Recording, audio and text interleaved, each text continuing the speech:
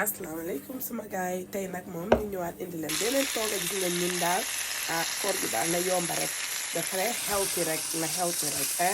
so lii ñu ngi use pour wanaat leen ci beneen grill bi mooy lamb and chicken bi mun nga ko defaree brochette mun nga ko steamer sipa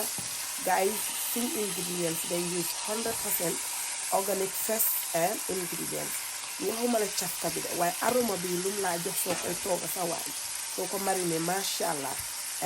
so mu ngi noonu ku bëgg a gis ni ma ko toogee dangaa click link ci YouTube bi suma kanami TikTok bi mu yóbbu la straight to YouTube guys nag ngeen dem subscribe ngeen di comment di like ngeen def seen notification si nga xam ne si ñuy vidéo ñëwee dina leen seen signal